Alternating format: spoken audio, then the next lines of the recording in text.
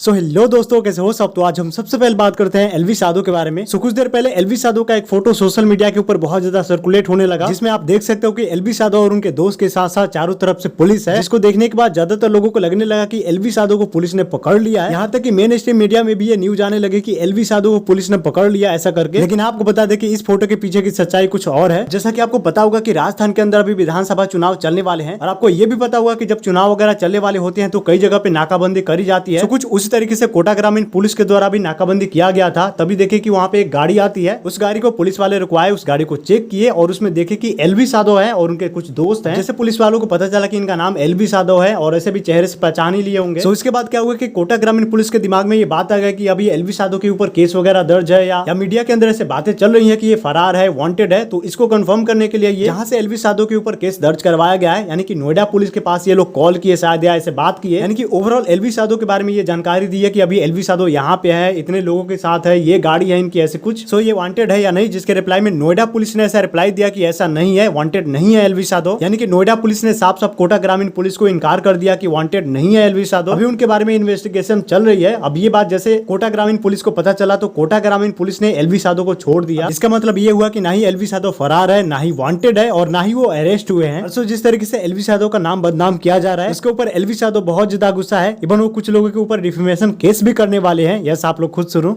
Indian media वो किस स्तर पे जाके क्या क्या कर रही है। चलानी है तो भाई जेन्युइन तो चला लो। किसी का वो क्यों खराब कर रहे हो, मेंटल पीस क्यों खराब कर रहे हो यार। पुलिस बैठी है, यहाँ लॉ है। मैं कोई भाग तोड़ी गया कि इधर देश छोड़ दिया मैंने, क्यों मैं तो भग गया, अब नहीं आने वाला मैं यही हूँ। क्यों नहीं होता वो एक एग्जाम्पल ये भी सेट हो गया कि क्यों नहीं करते लोग सपोर्ट हमारे हिंदू धर्म को, और उसके लिए आवाज़ क्यों नहीं उठाते, क्योंकि बदले में ये सब मिलता है। और जब सपोर्ट ना मिले ना पीछे से कि बराबर का, कि लोग भी कहें कि हाँ हम आपके साथ खड़े हैं, देख लेंगे, सारी चीज़ें होती हैं। मीडिया भी अपनी तरफ से ये है वो है, इल्ज़ाम लगा दिया हमें। तो भाई वो मेनका गांधी जी ने हमें तो वो कर दिया, क्या कहते हैं उसको, सांपों का सरंगना, पता नहीं क्या होता है, होता हुआ कुछ, सांपों का हेड, जो सांप बेचने वाला सप्लायर। एक डिफेमेशन केस आएगा भाई, ऐसे में नहीं छोड़ने वाला मैं, इतने हल्के में तो छोड़ता ही नहीं मैं। अब मैं हो गया एक्टिव इन चीज़ों में। पहले तो मैं सोचता था कि यार चलो ठीक है, नहीं कर दे, करके छोड़ो, क्यों टाइम वेस्ट करें इन चीज़ों में। बट जब इमेज खराब होती है ना, बड़े गंदे तरीके वाली इमेज खराब हुई। और जैसा कि कल के वीडियो के अंदर आपको बताया था कि कुछ यूट्यूबर्स एलवी साधु के सपोर्ट में आए हैं, एलवी साधु को सपोर्ट कर रहे हैं। सोनी में से एक सम्राट भाई भी है, जिनका इसी मुद्दे के ऊपर एक वीडियो भी आने वाला है कल, आप खुद देखो स्टोरी। ये आईफोन 14 से मैं शूट कर रहा हूँ और क्वालिटी बहुत ही अच्छी है। खैर मैंने बोला था 2000 रीट्वीट आ जाएंगे तो मैं वीडियो अपलोड कर दूंगा, लेकिन कुछ ज़्यादा ही जल्दी आ गया। मुझे इतनी एक्सपेक्टेशन नहीं थी, मुझे लगा था एक दिन लगेगा। तो जो टॉपिक मैंने बताया था उसी पे वीडियो आ रही है। एक जो पूरी की पूरी लॉबी एक्टिवेट हो गई है ना, मतलब मैं लिखते टाइम मुझे इतना मज़ा आया, शूट करते टाइम मुझे बहुत मज़ा आया, तो आई नो तुम्हें देखते टाइम बहुत मज़ा आएगा। तो कल तक का इंतज़ार करो पूरी लॉबी को अच्छे से, ठीक है। और सम्राट भाई मोदी जी के एक बयान पे भी रिएक्ट किए। बेसिकली छत्तीसगढ़ के दुर्ग में मोदी जी एक स्टेटमेंट दिए हैं, जिसमें वो बोले कि 80 करोड़ गरीबों को मुफ्त राशन वाली योजना को हम अगले 5 साल के लिए और बढ़ा रहे हैं। मींस कि लॉकडाउन से जिस योजना के तहत गरीबों को फ्री राशन मिल रहा था, उसके बारे में मोदी जी बताए कि इसको हम अगले 5 साल तक और बढ़ाने वाले हैं। तो इसी पे रिएक्ट करते हुए सम्राट भाई लिखे ओनली 5 ईयर्स, कम से कम 25 साल करो मोदी जी। ओके, नेक्स्ट बात करते हैं कैरी मिनाटी और एलवी साधु के बारे में। तो अभी कैरी मिनाटी को एलवी साधु और उनके फैंस से सॉरी बोलना पड़ा। अब ऐसा क्यों? तो बेसिकली कुछ देर पहले कैरी मिनाटी अपने इंस्टाग्राम पे एक स्टोरी पोस्ट किए थे। वो स्टोरी क्या था आप देखो। न्यूज देखिए, एक लड़की को सांप काट गया, तुरंत लोग उसे अभी हॉस्पिटल लेके गए हैं। इतना बुरा लग रहा है ना यार उस लड़की के लिए।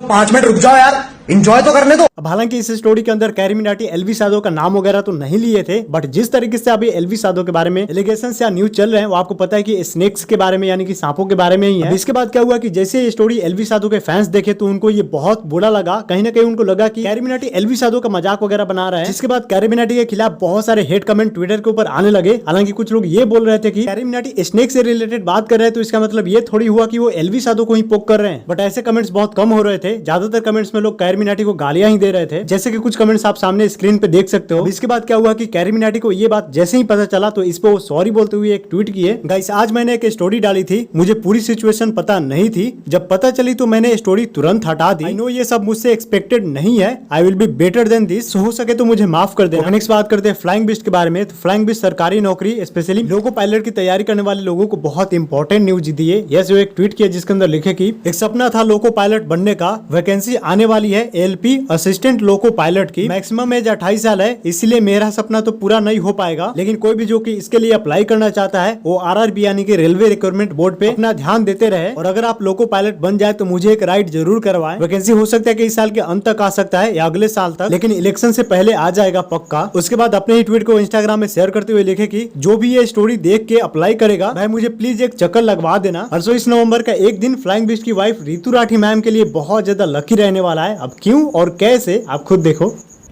मेरी बीवी इतनी लकी है, 19 नवंबर को उसका जन्मदिन है और 19 नवंबर को ही वर्ल्ड कप का फाइनल मैच है। भाई तेरे जन्मदिन पे इतना बढ़िया गिफ्ट तेरे को रोहित शर्मा विराट कोहली देंगे। मैं लकी नहीं भैया, भाई मैं इसको कन्विंस कर रहा हूँ, चलते हैं अहमदाबाद बर्थडे पे, कह रही वहां नहीं जाना। तेरा इससे अच्छा बर्थडे गिफ्ट हो नहीं सकता तेरे लिए यार। समझाओ इस पगली है ये। अरे भैया भगवान ऐसा मौका देता नहीं किसी को, तुम पागल हो, तुम्हें समझ नहीं आया तुम मिस क्या कर रही हो। कितना ज्यादा डिप्लोमेटिक है भैया। ओके नेक्स्ट बात करते हैं निश्चय मल्लन एक ट्रिगर्ड इंसान के बारे में। So बेसिकली ट्रिगर्ड इंसान भी 12th फेल मूवी देख लिए हैं, उसके बाद उनका क्या इस पे रिव्यू है वो एक ट्वीट करके लिखे कि just watch 12th fail and it's one of the best movie I have seen recently, so good so wholesome and and में तो इमोशनल कर दिया विक्रांत मासे की एक्टिंग। ओके नेक्स्ट बात करते हैं लक्ष्य चौधरी के बारे में। तो जिस तरीके से आजकल हमें भूकंप के झटके, अर्थक्वेक के झटके बार बार कहीं ना कहीं किसी न किसी एरिया में महसूस हो रहा है, जैसे कि कल दिल्ली एनसीआर बिहार यूपी के एरिया में भूकंप का झटका सबको महसूस हुआ है। इवन कल मैं जब वीडियो भी बना रहा था चेयर पे बैठ के तो अचानक से मैं हिलने लगा, ऐसा लगा कि मुझे चक्कर आ रहा है, मैं गिरने वाला हूँ। फिर साइड में रखे ग्लास के पानी के ऊपर मेरा ध्यान गया तो देखा कि वो भी हिल रहा था, इवन पंखा भी हिल रहा था। अब मुझे समझ में आ गया कि ये भूकंप का ही झटका है। उसके बाद मैं ट्विटर के ऊपर गया तो वहाँ पे हैशटैग अर्थक्वेक लग रहे थे भाई, सब कोई लगा रहे थे। तो अभी इसी चीज पे लक्ष्य चौधरी एक स्टोरी डाले जिसके अंदर वो लिखे कि जिस तरह रोज रोज अर्थक्वेक आ रहा है मैं फटाफट सारे मजे करना चाहता हूँ लाइफ के। ओके तो आज के वीडियो में बस इतना ही। आशा करते हैं कि आपको वीडियो पसंद आया होगा, तो वीडियो को लाइक कर देना, चैनल को सब्सक्राइब कर देना। मिलते हैं नेक्स्ट वीडियो में, बाय बाय।